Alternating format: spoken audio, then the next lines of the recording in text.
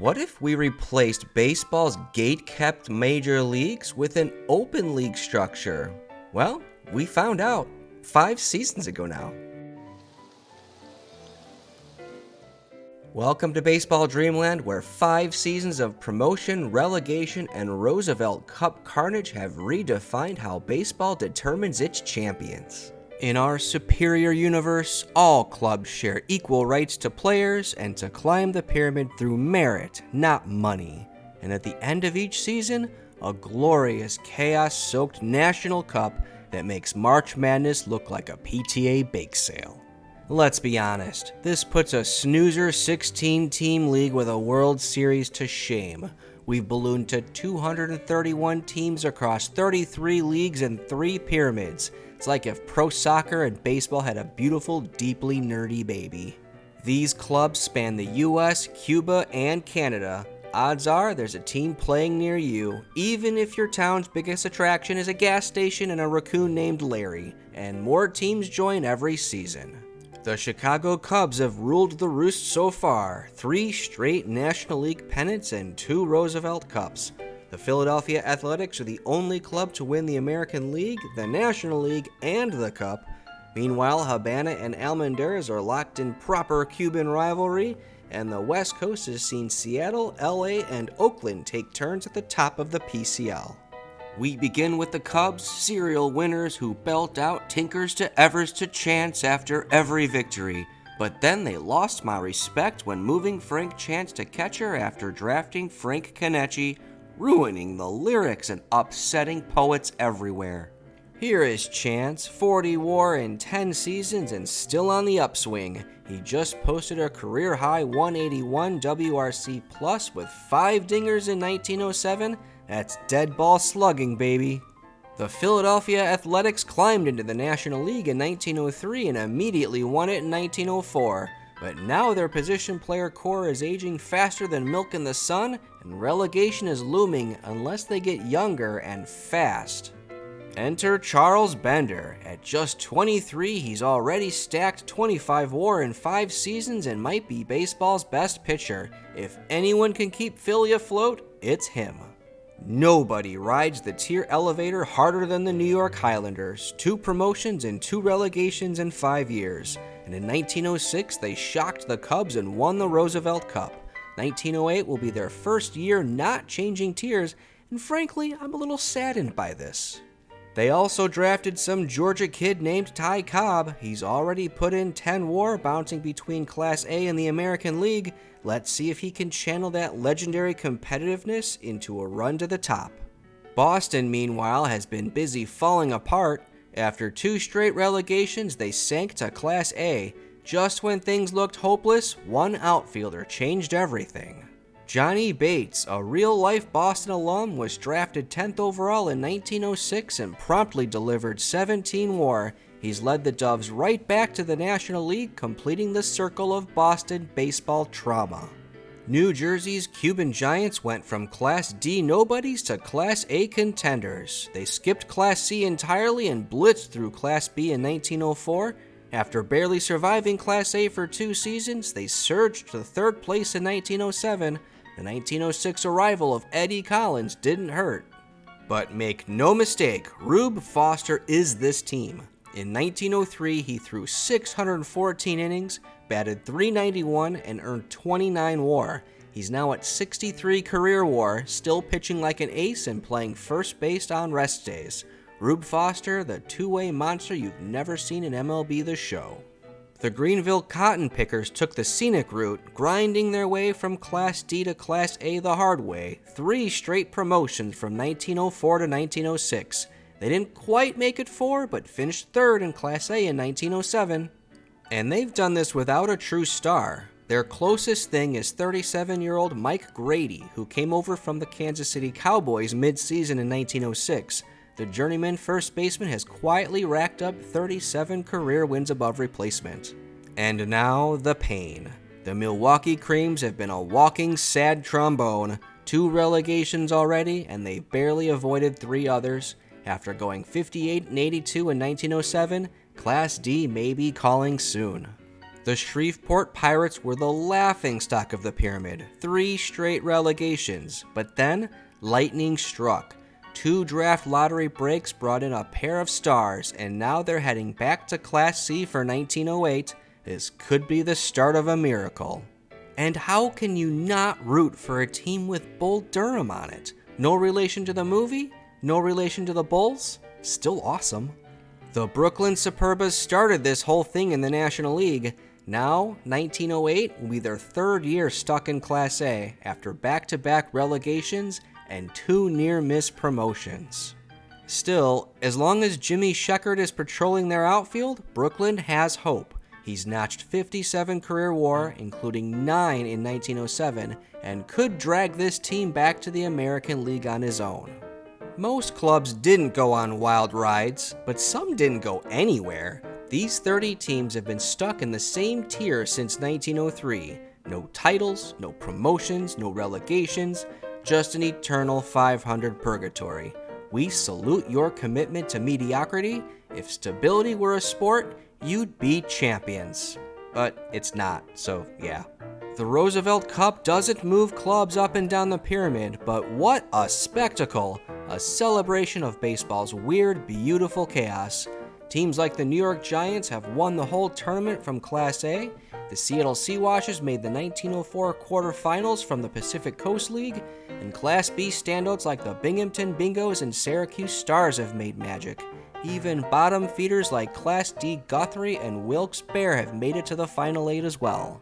And then there are the one-hit wonders of the tournament. The Manchester Textiles took down the Brooklyn Superbas in 1904. The Chicago Leland Giants defeated the Chicago White Sox in 1906. Guthrie Senators took down the St. Paul Saints in 1905. And the Grand Forks Forkers upset the Cleveland Naps back in 1903. Class D triumphs like these are why we watch. Let's check out a few hitters, starting with Big Ed Delahanty, who's still clobbering baseballs for the Washington Senators at age 39 despite injuries and being stuck playing center field. Delahanty has racked up 103 career wins above replacement and posted a 170 WRC plus season in 1907. Not bad for a guy being slowly held together by tape and spite. Billy Hamilton might not be a National League star anymore, but the pyramid system gave him a whole second act. He's added 14 of his 88 career WAR while playing for the Haverhill Hustlers in Class B. Oh, and he's also pitched poorly. He holds a 41-64 record on the mound, but hey, give the man credit. He's still out there hustling in his 40s.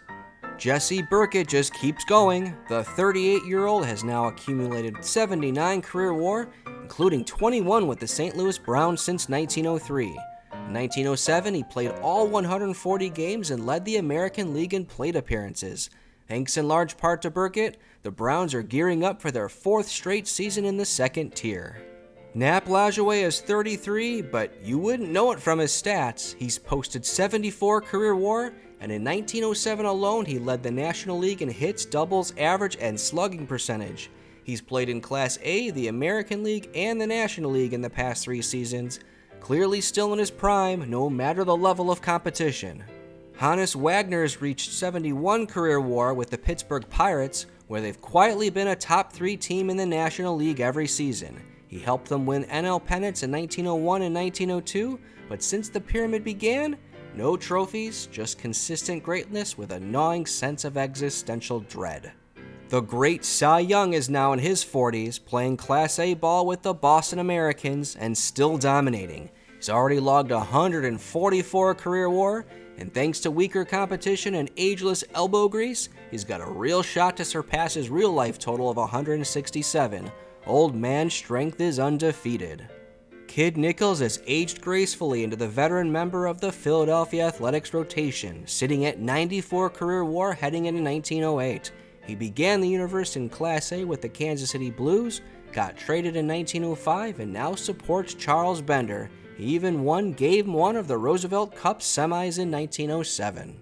We bid farewell to Gus Weighing, who's called it a career after 19 seasons. He leaves us with 80 wins above replacement and roughly the same number of hit batters.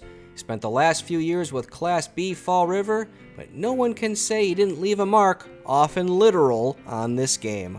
Clark Griffith, the old fox, was traded from the New York Highlanders to Toronto in 1903, and he's been the Maple Leafs ace ever since. He's notched 21 of his 69 career WAR on the mound in Toronto, plus another 8 WAR as a part-time first baseman, because it's 1907 and pitchers hit a lot. Sadly, it wasn't enough to prevent Toronto's relegation to Class B last season, proof that even legends aren't safe in this pyramid. Noodles Hahn has quietly become a Cincinnati institution. Since debuting in 1899, he's amassed 67 WAR, all while facing top-tier National League hitters. His masterpiece came in 1903, 27 wins, a 0.94 whip, and a league title. Since he's been below 500 ever since, but Noodles is the reason they haven't fallen out of the NL yet. If WAR stood for "We Avoided Relegation," he'd have a plaque already. Go the distance.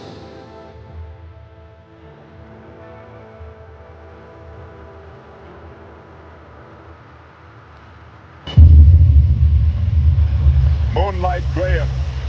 Field of Dreams fans, rejoice! Moonlight Graham got his shot. In our universe, he's logged 698 plate appearances with the Class B Lowell Tigers, racked up 15 WAR playing all 3 outfield spots. Not bad for a guy best known for not getting his shot at the plate. He's just down the road from New London, and maybe we'll bump into him soon, if we believe hard enough.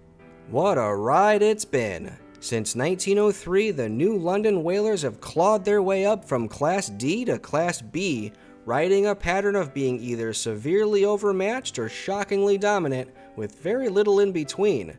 We've been the team you root for if you like chaos, comebacks, and clubhouse chemistry. It probably includes a lot of shared coffee. And in 1907, we once again punched above our weight. Whether it's grit, guile, or just our hard-nosed pitching staff, New London is no longer a pushover. Harry Noyes still holds the crown for most batting WAR in team history with 17, powered by his legendary 6.2 season back in 1903. He's also our all-time leader in runs scored with 298, which means if he's on base, someone's usually picking up an RBI or getting picked off right after. Miles Marriott, who joined in 1904, is right behind him with 15.6 WAR and plenty of flair. But it's Pop Rising who might be the face of the franchise. With 13.9 WAR at the plate and another 4.2 as a pitcher, Pop leads us in home runs, hits, RBI, and total bases. On the mound, Harry Long continues to own our record books. The 25 WAR ace leads the franchise in innings pitched and strikeouts, racking up 857 Ks in 6 seasons. Albert Page, meanwhile, posted 12.7 WAR and holds a claim to baseball immortality. 26 saves in a single season, still the all-time record. Mark Clayton rounds out the top 3 with 10.8 WAR and the franchise's lowest walk rate. If you blinked, he probably just threw a strike. The Whalers will look to stay in the fight and maybe, just maybe, earn a promotion to Class A. If you enjoyed the video, please hit that like and subscribe button, and we'll see you for the 1908 season.